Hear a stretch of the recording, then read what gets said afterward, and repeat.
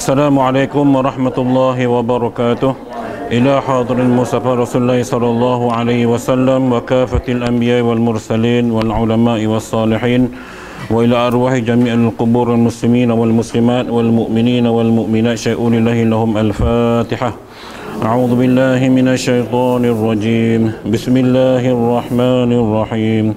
Alhamdulillahi rabbil alamin arrahmanir rahim maliki yaumiddin iyyaka na'budu wa iyyaka nasta'in ihdinas siratal mustaqim siratal ladzina an'amta 'alaihim ghairil maghdubi 'alaihim waladdallin amin. Alhamdulillahi rabbil alamin wassalatu wassalamu ala ashrafil anbiya'i wal mursalin wa ala alihi wa sahbihi ajma'in. Subhanaka la ilma lana illa ma 'allamtana innaka antal alimul hakim. Rabbi shrah li sadri wa yassir li amri wa hlul 'uqdatan min lisani yafqahu qawli. Allahumma yassir umurana wa la tu'assir. Rabbi yassir wa la tu'assir. Rabbi tambil khair. Amin ya rabbal alamin. Alhamdulillah, tuan-tuan dan puan-puan, muslimin dan muslimat yang dirahmati Allah Subhanahu wa taala. Pertama dan utamanya, marilah sama-sama kita merafakkan kesyukuran kepada Allah Subhanahu wa taala di atas segala limpahan rahmat dan taufiknya kepada kita, sehingga kita dapat berjumpa kembali dalam siri kelas pengajian kita yang mana kita tangguhkan pada minggu lepas kerana ada mesyuarat pemilihan jawatankuasa KWE. Dan kita sambung pada minggu ini sebelum kita bercuti sepanjang Ramadan nanti, ya. Baik, seperti yang telah saya maklum dalam grup WhatsApp, pagi ini kita nak ulang kaji serba ringkas tentang bab puasa. Kalau kita lihat di kuliah di masjid atau di surau, seminggu dua ni kebanyakan penceramah asatidzah mereka menekankan ataupun memperingatkan kepada kita tentang hal puasa. Kenapa ya tuan-tuan? Selain daripada ibadat yang kita hanya lakukan setahun sekali sahaja, selain zakat, sebab kalau kita lihat rukun Islam itu mengucap solat, puasa, zakat dan haji. Solat setiap hari, zakat setahun sekali, haji bila mampu, semua hidup sekali kalau mampu, dan puasa juga setahun sekali. Tetapi dalam semua ibadat itu, hanya puasa yang Allah sebut dalam hadis kursi, wa ana ajzi lahu au bihi au kama qala sallallahu. Tidak pada puasa, kata Allah, puasa ini aku yang bagi allowance, pahala lah. Jumlah itu ikut Allah punya panduan, berapa dia nak bagi. Solat jemaah 27 kali ganda, semua orang tahu kan. Puasa siapa pun tak tahu. Yang keduanya, jika kita melihat kepada sejarah silam, umur-umur umat-umat Nabi zaman dahulu semua panjang-panjang. Jadi mereka tidak ada spesial bab puasa ni, hanya ada pada umat Muhammad SAW, Nabi Muhammad. Maka sebab itu ibadat yang kita kena buat setahun sekali ini, dan agak unik kerana bila kata puasa, ia tidak melibatkan makan dan minum. Itu satu asas basic. Kemudian kita tak boleh buat perkara-perkara yang membatalkan puasa. Okay. Jadi yang kita nak kejar sekarang ini, dalam bulan Ramadan, gandaan pahala disebutlah hadis sehingga 700 kali ganda. Limit tak tahu, maksudnya mungkin lebih mungkin kurang, itu anggaran. Dan pahala inilah tuan-tuan yang kita nak kejar ni, pahala inilah yang sedikit sebanyak akan memberatkan amalan ataupun timbangan mizan di hari akhirat besok. Itu pun tak setara mana, lebih kepada rahmat Allah yang menyebabkan kita dapat masuk syurga. Pahala tak banyak mana pun, tapi kejarlah. Kan, tak banyak tapi kena kejar. Jadi balik pada cerita puasa, benda basic yang kita kena tahu, kalau tuan-tuan lihat dalam rajah yang saya tunjukkan ni, so pagi ni kita buat ala-ala kelas kelas macam ni lah. Saya gunakan nota UPKK, nota padat UPKK. Bukan kitab pada mulanya saya nak buat kitab Al-Fiqhul Islam wa Adilatuh Dr. Wahbah Zuhaili, kitab Arab. Tapi saya takut 1 jam tu takut tak cukup. Kita nak bahas semua benda. Jadi buat nota budak-budak. Tapi huraian orang tua, tak apa yang bimbang. Baik. Dia bahan sama aja mana-mana penceramah pun. Cuma isu-isu yang terkini je lah yang kita kena tengok, macam sudut suntikan, nak masukkan air dalam badan, hukum itu fiqh itu dia berkembang. So dalam puasa, dulu ejaan puasa kita masuk dalam bab ejaan sekejap. Dieja pa waw alif sin, kitab lama. Jawi baru dieja pa waw alif sin alif. Titik 3 ya pa ni. Kerana dia nak bezakan antara perkataan puas dan puasa. Lalu jawi baru di PB, Dewan Bahasa dan Pusaka, dia letakkan alif di hujung untuk membezakan antara perkataan puas dan puasa. Jadi orang lebih mudah faham. Kalau tidak kita baca nanti susahlah.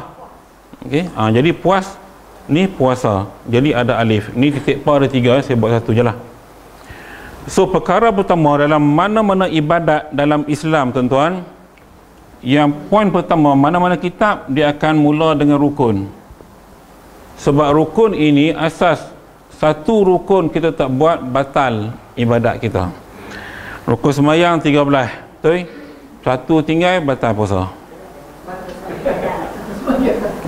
Rukun semayang lah 13 tu. Satu tertinggal, batal puasa, batal solat. Okey.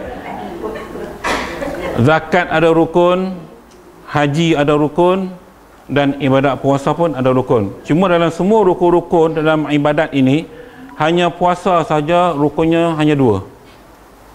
Rukun puasa ada 2 saja. Jadi tak mungkin kita nak salah kot. Tapi tak tahulah. Yang pertama niat. Yang ni semua orang tahulah. Selalu dipesan oleh Tok Imam lepas tarawih, lepas witir, kita niat puasa. Kalau masjid kita Imam Huzaifah lah selalu sebut. Nawaitu sawma wadin an adai fardhi syahr ramadhana hazi sanati la ta'ala. Isunya ialah, tuan-tuan sebut lafaz tu yang saya risau ialah pada perkataan an adai. Saya bimbang tuan-tuan baca an adai. Nampak tak? Adai menunaikan. Sahaja aku puasa, nawaitu sauma ghadin, esok ghadin hari. Ada yang ngaji Arab dengan Pak Dim tu kawan. An adai, daripada menunaikan. Kalau ada musuh, bezalah.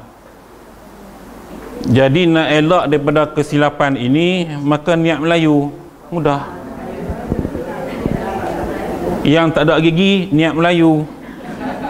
Takut tersalah sebut makna lain. Yang penting niat itu ya, yang penting niat.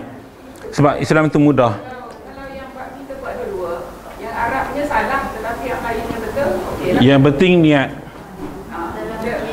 Dia kita kena faham, kalau kita duk bahas bab ni memang pening lah, sebab bab-bab ejaan sebutan ini dalam bidang ulama tajwid.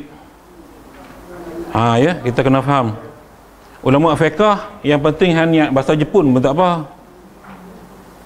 Ibadat niat ni hanya semayang yang kena bahasa Arab. Allahu Akbar, usolli tu kan. Okey, perkataan semua Arab. Tapi kalau bab lain kita niat dalam bahasa kita lah. Saja aku puasa esok hari daripada bulan Ramadan, tahun ini Allah Ta'ala sudah. Yang penting niat tu, niat aku nak puasa esok sudahlah. Dan niat ini terpakai sebelum masuknya fajar sidik. Bila dah matahari masuk fajar sidik, dah tak terpakai niat tersebut. Maka afdal kita niat bila? Kita niat malam. Okey? Baik. Yang kedua, niat semua faham Nas, benda simple je pun. Okey? Yang kedua yang agak payah ni, kita kena tinggalkan perkara-perkara. Yang pertama dia kena tinggalkan makan minum dulu. makan minum. Maka pun sekejap ada, sekejap tak ada lawat. Makan minum. Yang kedua, perkara-perkara yang membatalkan puasa. Okey, ini asas puasa. Bila tak makan tak minum orang kira puasa. Tapi bila kita nak dapatkan puasa yang Nabi kata man shoma ramadhana imanan wa ihtisaban ghufira lahu ma taqaddama min dzambih, aku maqal. Siapa yang puasa dengan penuh keimanan dan buat ihtisaban, buat betul-betul, buat sungguh-sungguh, fokus, maka Allah akan ampunkan dosa-dosa yang sebelum itu. Nak dapatkan iman wa ihtisaban, maka kita kena tinggalkan benda ni. Stage pertama, level pertama, saya rasa semua orang boleh lepas. Level kedua, mungkin ada yang boleh lepas, ada yang hampir terlepas, ada yang tak lepas. Dan paling malang, kita cuba jaga yang ni, tapi kita buat yang ni. Perkara yang dibenci. Nampak dah? Nanti kita akan lihat satu persatu. Okay, kita fokus yang ni dulu. Maka perkara-perkara yang membatalkan puasa kena tinggalkan. Sebab itu dalam kitab mana-mana pun dia akan sentuh tentang ini dulu. After rukun puasa. Jadi perkara yang membatalkan puasa, ya kita mengaji kena ada kitab. UPKK pun kitab juga ya, tak apa. Dalil tak payah tengok sebab dalil Quran dah sebut banyak. Okey, perkara yang membatalkan yang pertama, makan dan minum dengan sengaja. Dia ada term sengaja situ. Baik. Makan dan minum dengan sengaja. Baik. Perkataan sengaja dilakukan secara sengaja. Lain terlupa lain lah. Terlupa lain. Terpaksa lain. Dipaksa itu lain. Sengaja memang saja dia makan minum. Tak ada kerja. Banyak berlaku pada hari pertama kerana disangkakan dia belum berpuasa. Lupa, biasalah hari pertama kan, lepas sahur je balik subuh kira nak breakfast. Biasalah orang. Okay? Tapi bila kita dah lazimi kedua ketiga, maka saya rasa kita mampu tahan benda ini. Kecuali lah yang tak belajar, yang memang sengaja, maka batal lah puasa dia. Sengaja pergi minum kopi O dan sebagainya, batal. Itu satu. Yang kedua, saya baca sini je ya. Mabuk atau pengsan sepanjang hari. Bukan sekejap. Sepanjang hari. Dikira hari itu ialah daripada pagi sampai petang lah. Kiraan hari kita. Mabuk atau pengsan. Mungkin tak berlaku kot. Wallahualam lah. Bagaimana dengan tuan-tuan yang berada dalam bilik operasi yang dibedah, di bius. Maka dikira sebagai kategori ini batal. Dia senyap. Okey. Sebab itu orang dalam hospital digalakkan buka puasa sebab atas faktor sakit. Dikira mudarat ya. Nak makan ubat kan kena makan benda lain dulu. Kan itu syarat dia. Kan mana ada doktor bagi makan ubat, encik makan ketika perut kosong? Tak ada. Dia mesti kata makan selepas makan ubat. Mana-mana pun. Okey, kalau ubat lah, kalau suplemen lain, ada yang makan sebelum, ada yang selepas. Tapi kalau macam makanan sunnah, elok diambil sebelum, ketika perut kosong. Maka sebab itulah, bila kita buka puasa, dalam bab sunat, kita berbuka dengan kurma. Perut kosong ambil kurma. Kenapa ambil kurma? Kerana kurma itu mengandungi potasium yang sangat tinggi. Potasium ini ialah bahan nutrisi dalam semua buah-buahan, tetapi kurma paling banyak yang memberi tenaga kepada kita secara semula jadi. Fresh. Sebab itu Nabi kata bila makan 3 biji pun buka puasa, kita dah ada tenaga untuk kita solat maghrib, minum air, solat tarawih. Yang jadi tak larat tu sebab kita lepas makan kurma, kita makan popiah, kita makan kari pap, cucuk badak, nasi daging, nasi dagang, tak larat, jadi tak larat terus. Puasa jadi tak larat. Salah kita juga. Okey. Yang ketiga, muntah dengan sengaja. Tuan-tuan, muntah dengan sengaja ni, kita tahu tempat tu kita tak boleh hidu, kita akan muntah, kita gagah pi juga. Dok tahu bawa petai tak boleh pi pasar raya CS, nampak orang petai kat ruangan tu, kita pun try pi cium dan kita muntah. Itu muntah dengan sengaja. Sebab kita tahu risiko kalau kita cium benda ni, kita akan muntah. Kan setengah kita kata orang perempuan, kan dia bukan semua benda dia suka cium wangi, tak ada. Ada yang dia cium, dia tak rasa tak sedap, dia akan muntah. Macam minyak wangi kita lah. Ada yang orang suka minyak wangi tu, ada yang tak suka bau tersebut. Tengik lah, bau masam lah, bau macam-macam. So depend. Maka kalau kita tak selesa dengan bau tersebut yang boleh menyebabkan kita nak muntah, jangan try. Itu dikira cari penyakit. Orang kita muntah dikira muntah dengan sengaja. Bulan puasa batal. Sebab itu dalam bab makruh, menghidu makanan dikira makruh. Dia ada hubung kait tu. Takut-takut termuntah. Okay, takut-takut termuntah. Faham muntah dengan sengaja tak? Kecuali orang mengandung yang bawa, apa dia panggil, pembawaan, dia akan muntah automatik. Itu bab lain. Itu bukan sengaja. Itu tidak disengajakan. Pembawaan orang pregnant muntah. Yang kelima, yang keempat, keluar haid. Ni kesian kat umum pang itulah ya. Kalau tuan-tuan solat bila period, kelebihan perempuan lah, dia tak perlu qada. Tapi kalau puasa kena qada. Jangan samakan ibadat puasa dengan solat ya.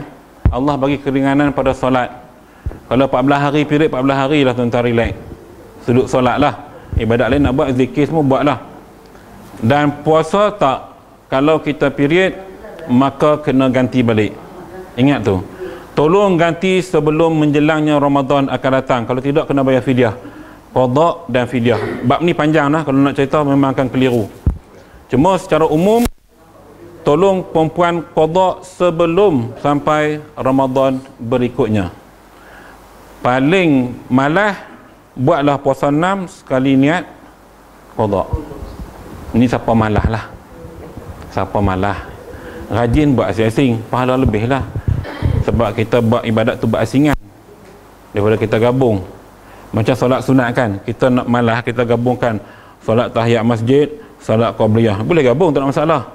Solat sunat wuduk, kita gabung 3 sekali, 2 rakaat, boleh, tak ada masalah. Tapi tak sama pahala kita buat solat sunat wuduk 2 rakaat, solat sunat tahiyat masjid 2 rakaat, dan solat qabliyah 2 rakaat. Tak sama pahala. Sebab dia mengikut keletihan dan kesungguhan kita buat ibadat tu. Islam dia lihat bab tu. Kesungguhan kita buat ibadat makin banyak, makin tinggi pahala. Dia kalau boleh, kita ni usia warga emas ni tuan-tuan, kita buat gambar gunung. Saya suka buat contoh macam ni.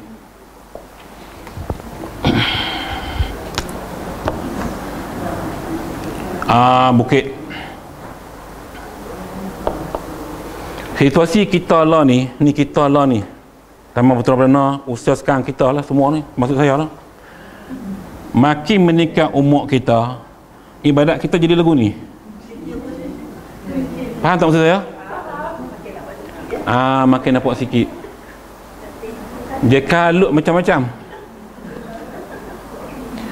Kita lah duk kalut nak sibuk, kita nak buat persediaan Ramadan. Tapi kalau tanya kawan-kawan ibu, dia sibuk cari baju raya lah ni. Warna apa nak pakai. Serupa lah saya pun kat rumah aku tu kak. Mereka tanya saya, sebab saya kuasa veto, kuasa pemutus, kita lah. Saya rasa, saya kata kat mereka, jangan warna bendera sudah. Tak kira lah bendera biru ke, merah oranye ke, tu sudah. Hak lain tak apa. Warna apa pun tak apa. Saya macam tu. Kalau warna, akhirnya dapat keputusan warna navy blue. Apa, saya pun tak kerti lah. Apa tu? Macam ni kot. Dia macam-macam warna kan. Tak boleh tak. Warna ni tak apa. Itu sebab kuasa kita, kuasa lah, kita akan ditanya lah. Abah setuju tak setuju, itu je. Anak-anak ni biasalah. Dan nak ceritanya, kita bukan sibuk hal nak preparation buat Ramadan, tetapi kita sibuk dengan raya. Siapa buat kuih apa semua. Jadi umur kita ikut sini, banyak-banyak tinggal sikit, tapi ibadat kita pula dia terbalik. Nampak? Jadi sepatutnya kalau kita boleh buat rajah gini, ibadat kita makin tua makin banyak, patutnya lah. Okey, so masing-masing lah. Saya tadi motor saya sampai daripada Kedah, Abang Ipak balik ambil, dia nak puas orang kami lah sebab dia duduk seorang kan. Umur dia 87 tahun.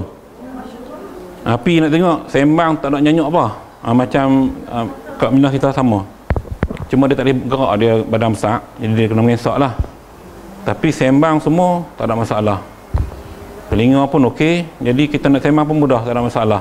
Cuma ketebasan pergerakan tu lah. Okay, so kita ambil, saya duduk dengan saya mungkin 2 minggu, dengan Kak 2 minggu, tengoklah macam mana. So kami adik-beradik ni mak betul lebih suka duduk dengan menantu berbanding anak lelaki-lelaki dia. Maksud menantu kami lah, lelaki. Dua-dua menantu dia. Dia tak mau anak lelaki, dia tak mau. Dia nak perempuan kot. Begitulah kot, nak jaga dia kan. Tapi Allah bagi kesihatan dia cukup. Kita pun seronok Allah dia, tak ada masalah. Yang kelima, keluar air mani dengan sengaja. Tuan-tuan tahu yang ni. Yang keenam, berbuka sebelum waktunya. Okay, ini isu. Berbuka sebelum waktunya. Dengan pandangan ataupun mazhab ahli sunnah wal jamaah, kita buka puasa baik-baik. Kita buka puasa setelah terbenam matahari. Itu mazhab kita. Mazhab Syiah, dia buka puasa bila dah betul-betul tak nampak cahaya merah di ufuk barat. Kira nak masuk isyak, baru dia buka puasa. Dalil puak-puak dia kata summa atil musyama ilal lail. Ada Al-Quran, cuma ayat tu dinasahkan dengan ayat lain. Itu mazhab Syiah. So kalau tengok kawan-kawan tuan-tuan dan perempuan yang nak buka puasa tengah isyak, memang dia berfahaman Syiah. Jagalah, kok ada sebab benda tu sebab. Ya. Jadi kita maghrib kita buka puasa, depa tak isyak baru depa buka puasa. Pandangan depa. Ada dalil. Okey. Jadi yang kata buka puasa sebelum masuk waktu tu ialah sebelum azan berkumandang. Isu yang timbul ialah ada kala Pak Bilal terlupa terazan awal. Ni semua kena qada, buat je lah. Satu Qadiyah kena qada. Siapa semayang?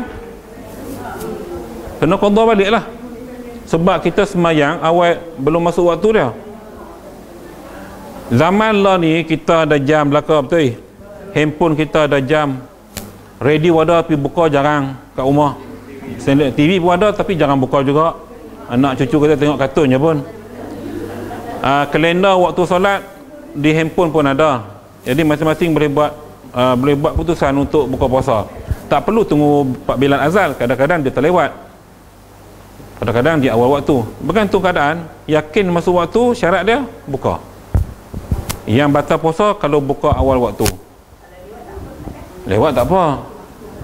Tapi dalam bab puasa, dalam bab ni sunat menyegerakan berbuka puasa dalam isu ni. Pahala dapatlah. Kalau kita buka lambat, tak dapatlah pahala segera tu. Tu je pun. Okay. Elong lebih lah, elong lebih. Siapa yang elong lebih? Tuan-tuan kena anggap pahala itu sebagai elon, baru semangat buat ibadat. Dia serupa perkara makruh kan. Kitab fiqh kata kalau buat tak berdosa, tinggal dapat pahala. Kita kena tukar, kalau buat rugi, tinggal dapat elon, untung. Buat rugi, tinggal untung. Bahasa ekonomi. So kita kena ke arah situ, baru nampak semangat tu ada. Bila kita kata kalau buat tak dapat apa-apa, tak berdosa, tinggal dapat pahala, orang tak kisah pun. Alah, kalau buat pun tak apa. Bila kita kata kalau hang buat rugi, hang tinggal yang untung, maka orang akan cuba untuk tidak buat benda ni. Okey, itu kalau awal buka puasa, awal waktu. Yang ketujuh, jima' bersetubuh. Ini semua dah faham. Yang ke-8, memasukkan sesuatu dalam rongga yang terbuka dengan sengaja. Okey, ini yang jadi isu. Yang terbuka ialah lubang hidung dan mulut, buntut yang terbuka. Jadi bila masuk ke sesuatu yang tak boleh menyebabkan puasa kita terbatal. Isu yang timbul yang tadi saya katakan ialah injection. Fatwa Majlis Kebakaran Fatwa Malaysia mengharuskan sebab sakit.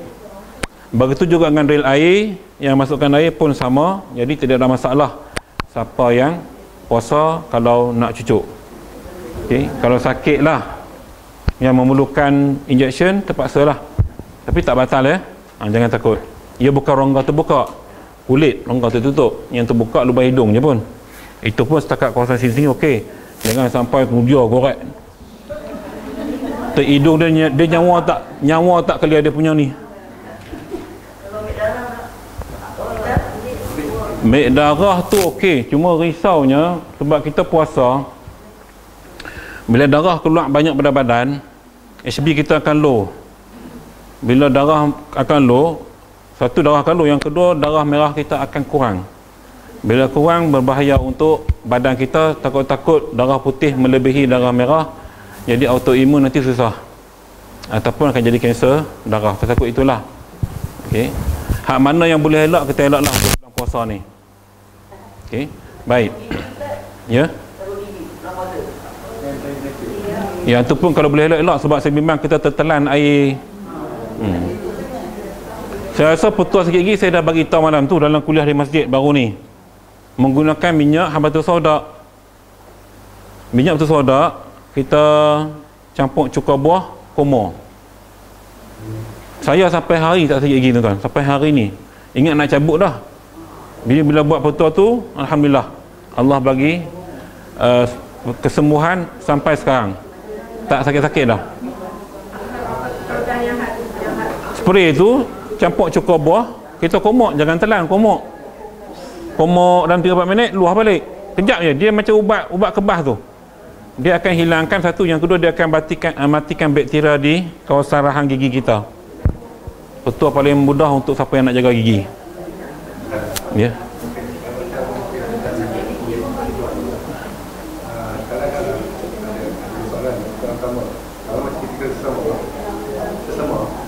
Sesama tu kadang-kadang dia kering, dia akan blok untuk asal.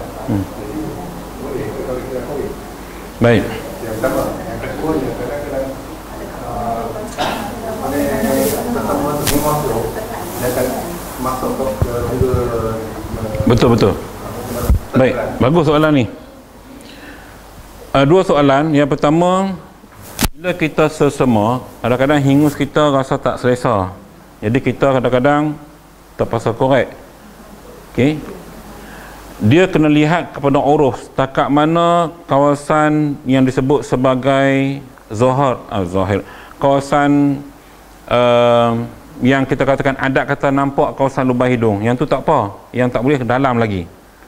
Jadi dalam lagi itu boleh menyebabkan puasa kita batal. Covid test tu saya rasa fatwa dah keluar kot.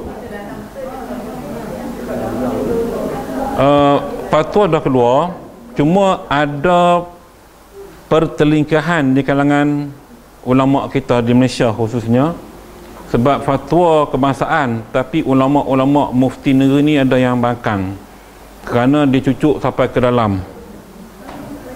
Okey, jadi ada kontra di situ. Kalau kita boleh elak, sebab benda tu tak sampai ke tahap mudarat pun sebenarnya, hanya peraturan dunia manusia buat. Nak cek COVID, tunggu lepas raya boleh cek. Okey. Sebab itu bila kita berwuduk tuan-tuan, kenapa disunatkan kita membasuh hidung? Kan kita sedut sedikit, kita hembus keluar untuk kita keluarkan semua sisa kotoran yang ada. Jadi yang sesama pun begitu juga. Tapi itu biasalah. Maka kaedah terbaik bila kita sembahyang, letak tisu kat sini. Tisu kan hingus meleleh, ambil lap. Tak ada masalah. Buh balik. Jangan guna jubah India. Ambil tisu ni. Perempuan pun kalau terlekung, letak kat tapak tangan. Lap. Boleh. Daripada tuan-tuan biar hidung tu meleleh hingga kena kapet masjid. Jangan sumbat, nyawa tak boleh. Tak ni waktu semayang. Nah, lap je lap. Lap biar. Walaupun banyak kali tak ada masalah. Sebab kita sakit. Okey. Baik. 3 kali itu berturut-turut yang batal. Berturut-turut ni tenyeh. Hidung sampai naik merah. Tu berturut-turut. Dia kalau tak berturut, kita lap biar seketika. Lap pula 10 kali tak apa. Yang tak boleh tu 3 kali pergerakan kasar berturut-turut. Sak sini, sak sini. Hak dua rajin peluang kan buat tu takbir intiqalah. Ni dia. Dan lagi tu, dan lagi tu. Dan lagi tu. Ambil peluang. Dia kata orang tak nampak. Sebab tu saya duduk belakang sekali lah ni mayang. Melihat watak-watak insan di hadapan. Macam-macam orang semayang ni tuan-tuan.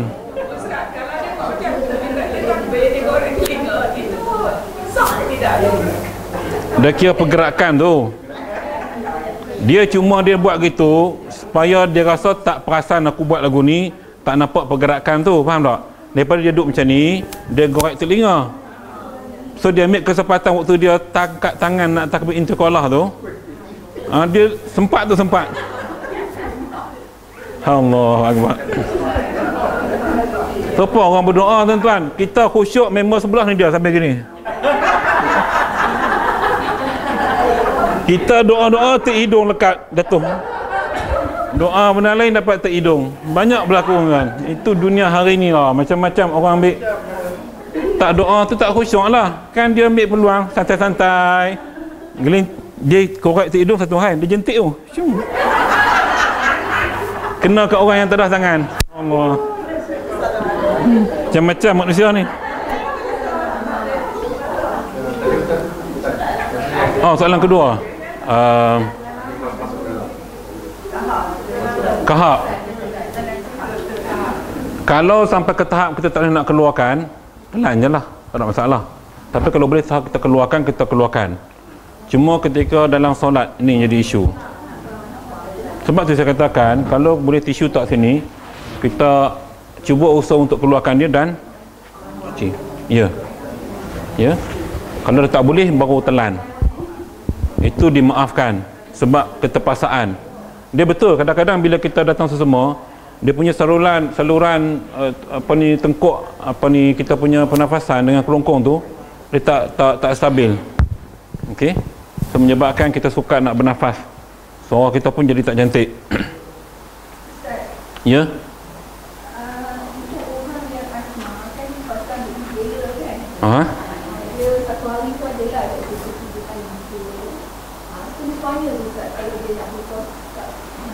Itu dia kira darurat.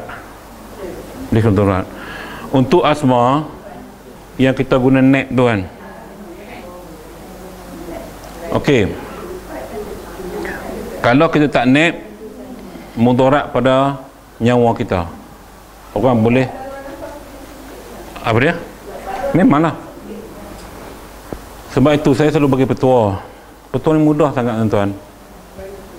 Mi habatul soda, minyak tu sapu di paru-paru ikut pusingan tawaf. Saya buat lah. Ambil minyak tu soda atau minyak zaitun, campur dulu, letak kat tapak tangan kiri, sapu 7 kali. 1 2 3 4 5 6 7. Habis ke 7 tu, tarik sampai ke pusat, kita niat buang penyakit tu. Tu je. Buat pagi dengan malam.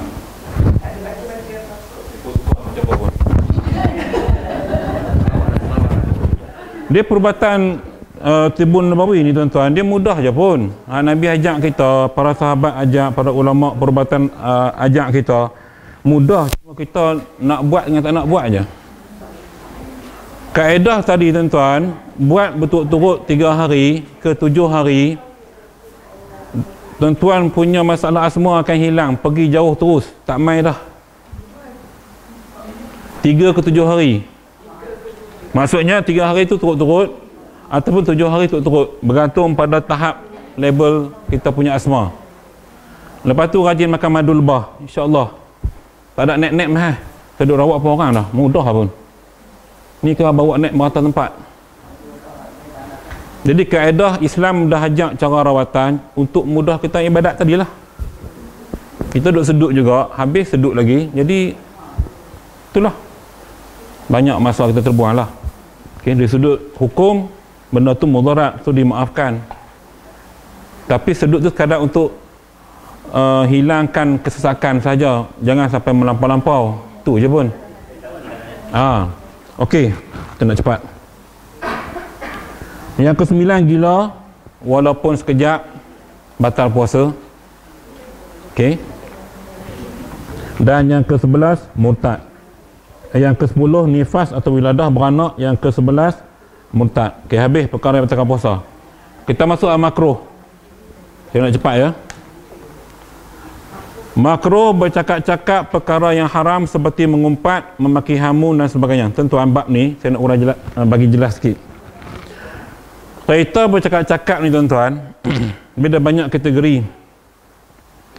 Ada yang bila kita bercakap-cakap, ia dapat membina silaturahim. Ada yang kita bercakap-cakap, dia dapat meruntuhkan silaturahim. Ini cerita bercakap bulan puasa, tu kena jagalah. Ada rapat ukhuwah, ada yang boleh menyebabkan ukhuwah kita terlerai. Jaga bab cakap nah.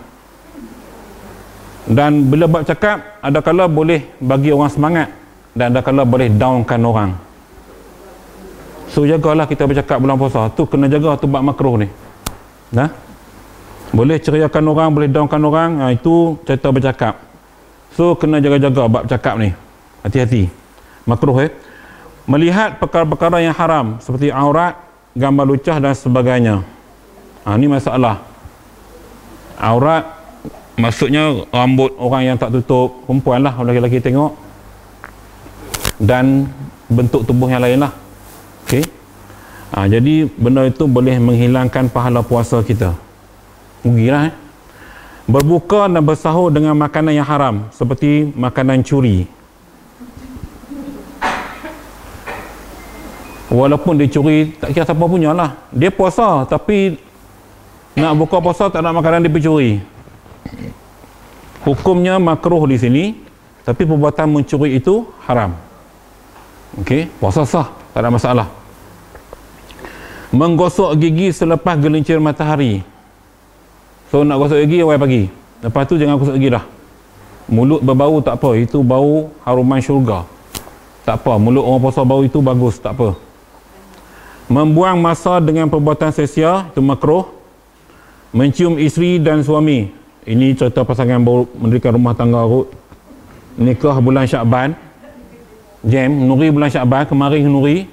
Banyakkah kemarin Nuri? Hari Ahad kan? Hari Ahad Nuri. Ni masuk Ramadan. Jam, takut tak tahan. Cium suami isteri, dikira makruh nah. Kalau bersetubuh tu kira batal lah. Berkumur-kumur secara berlebihan. Jangan rajin sangat kumur tu. Waktu wuduk sudah lah. Sekarang panas kan, panas. Kita Alhamdulillah Selangor ni, tempat kita, Putra Perdana, walaupun panas, malam hujan. Cukup nyak-nyak.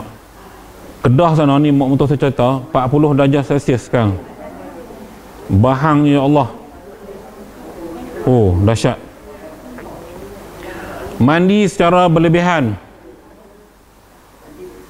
Ni sebab panas kan? Mandi kerja dia. Merasa makanan dengan lidah. Okay, orang perempuan waktu masak. Boleh tapi makruh. Dan kaedah rasa kena ikut yang ulama ajak kita. Perlu titis kat tapak tangan dulu baru tak kat lidah, ludah balik. Untuk rasa je. Jangan telan, ludah balik. Makruh. Tapi saya rasa yang pakar-pakar masak ni dia tahu dah ukuran berapa-berapa kan. Tu tak ada masalah. Apa susahnya buat tu buka puasa? Kalau masin tambahlah gula sikit. Manis sangat tambahlah garam sikit. Kan? Yang ke-10 berbekam. So makruh. Baik. Okey, perkara sunat. Makruh dah, batal dah, kita masuk sunat. Hak ni bagus nah siapa nak buat. Dia adalah 9 dalam buku ni. Membaca Al-Quran. Tadaruslah, tak kisahlah. Tanang keazaman. Kalau boleh sepanjang hari, sepanjang waktu, tak kira puasa tak puasa, niat untuk khatam Quran setiap ketika ada waktu. Habis sambung, habis start. Jangan habis terus stop. Start dengan stop. Yang ni saya tak ada masalah. Dan khabarnya tahun ni masjid kita pun azam nak target khatam 2 kali untuk muslim dan muslimat. Pandai-pandailah buat macam mana untuk khatam 2 kali tu. Nombor 2, segera berbuka apabila sampai waktunya. Segera di sini Nabi sebut dalam bab makanan, kita ambil yang di hadapan kita dahulu dan yang paling hampir dengan tangan kita. Jangan kerana kita bawa kuih kita panjang ni dia. Tu kuih, sedap sikit kuih tu kita ambil. Itu salah adab. Adab kena jaga. So ambil yang dekat dulu. Segera ambil. So yang penting guna buah tamar lah, kurma. Memulakan berbuka dengan buah kurma atau sesuatu yang manis. So kita Malaysia tak ada masalah, semua kurma ada. Tuan-tuan tolonglah bagi lalu makan kurma, jangan bagi tak lalu. Ni kita orang Melayu ni payah sangat nak makan kurma. Biji bergagah nak habis. Tidak. Orang Arab makan sambar je. 3, 4 biji, 5 biji, 7 biji. Kita jadi payah. Saya pun tak tahu pasal apa lidah kita payah nak makan kurma.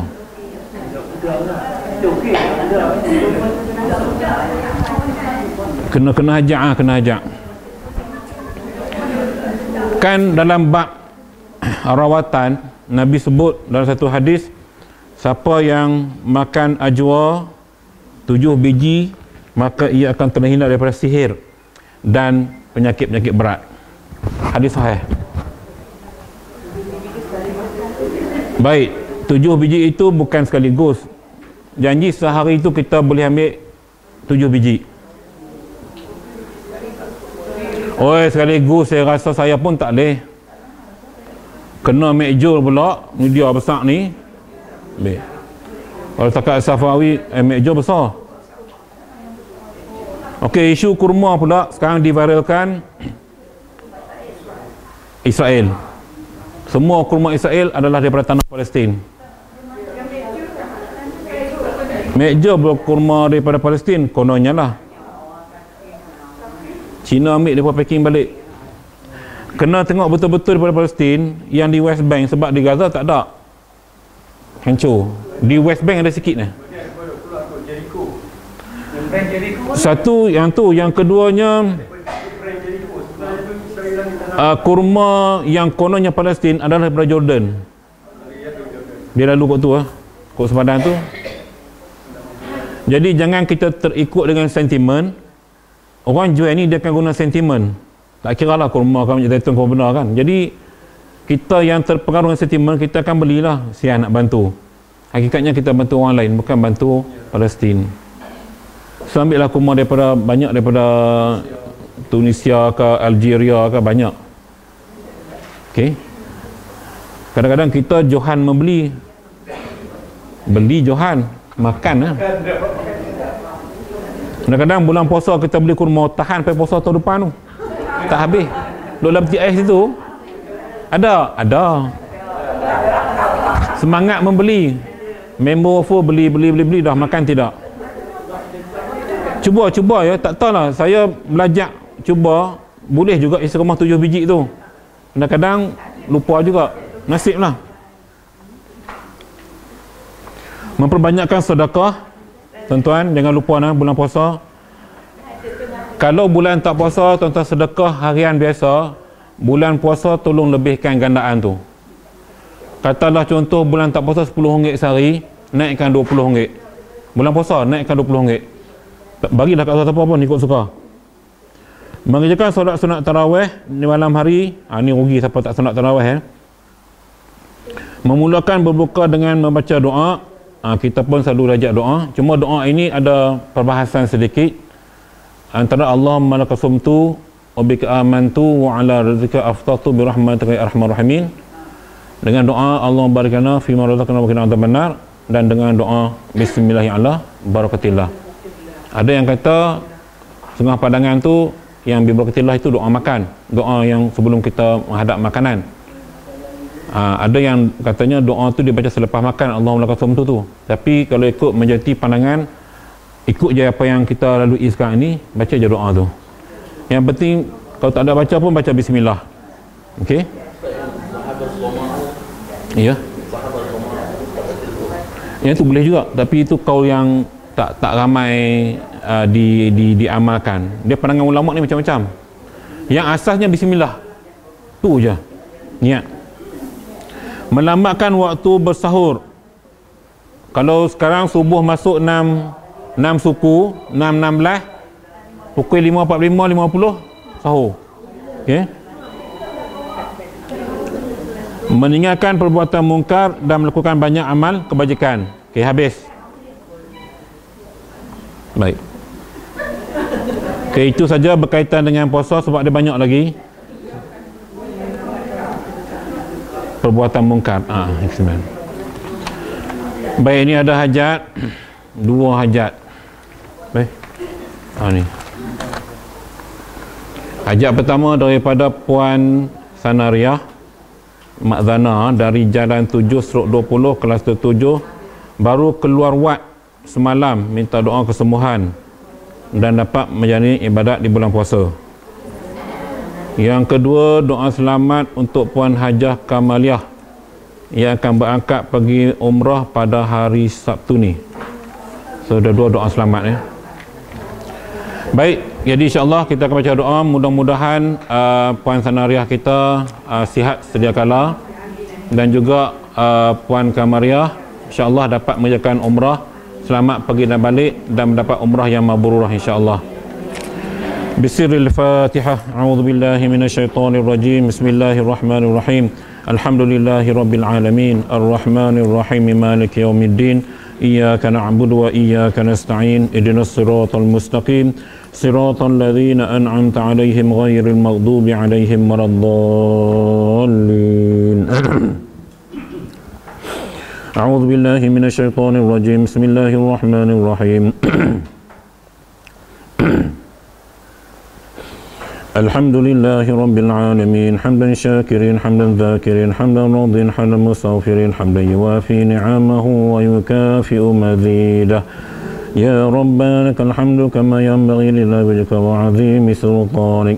Allahumma salli ala sayyidina Muhammadin salatan tunjina biha min jami'il ahwali wal afat, wa taqdina ya Allah jami'al hajat, wa tutahhiruna biha min jami'i sayyi'at, وترفعنا بها عندك على الدرجات، وتبلغنا بها أقصى الغايات من جميع الخيرات في الحياة وبعد الممات، وعلى آله وصحبه وسلم تسليما كثيرا برحمتك يا أرحم الراحمين. اللهم إنا نسألك سلامة في الدين، وعافية في الجسد، وزيادة في العلم، وبركة في الرزق، وتوبة قبل الموت، ورحمة عند الموت، ومغفرة بعد الموت. اللهم هون علينا في سكرات الموت، والنجاة من النار، والعفو عند الحساب. اللهم جملنا بالعافية والسلامة، وحكنا بالتقوى والاستقامة، وعزنا من موجبات الندامة، إنك على كل شيء قدير. اللهم إنا نسألك العفو والعافية والمعافاة والصحة الدائمة في الدين والدنيا والآخرة. اللهم إنا نسألك العفو والعافية والمعافاة والصحة الدائمة في الدين والدنيا والآخرة. اللهم إنا نسألك العفو والعافية والمعافاة والصحة الدائمة في الدين والدنيا والآخرة. اللهم أصلح ذات بيننا، وألف بين قلوبنا، واهدنا سبل السلام، ونجنا من الظلمات إلى النور، واجعلنا فاحشة ما ظهر منها وما بطن. اللهم اغفر لنا ذنوبنا ولآبائنا ولأمهاتنا ولأجدادنا وجداتنا ولمشايخنا ولجميع المسلمين والمسلمات والمؤمنين والمؤمنات برحمتك يا أرحم الراحمين. اللهم ربنا ظلمنا أنفسنا وإن لم تغفر لنا وترحمنا لنكونن من الخاسرين. اللهم انصر إخواننا المسلمين والمستضعفين المجاهدين في فلسطين، اللهم انصرهم وأصلح أحوالهم. اللهم يا محول الأحوال حول عليهم إلى أحسن الحال. ربنا لا تزغ قلوبنا بعد إذ هديتنا وهب لنا من لدنك رحمة إنك أنت الوهاب. ربنا ظلمنا أنفسنا وإن لم تغفر لنا وترحمنا لنكونن من الخاسرين. ربنا هب لنا من أزواجنا وذرياتنا قرة أعين واجعلنا للمتقين إماما. ربنا آتنا في الدنيا حسنة وفي الآخرة حسنة وقنا عذاب النار. وصلى الله على خير خلقه سيدنا محمد وعلى آله وصحبه أجمعين. سبحان ربك رب العزة عما يصفون وسلام على المرسلين والحمد لله رب العالمين. تقبل الله منكم.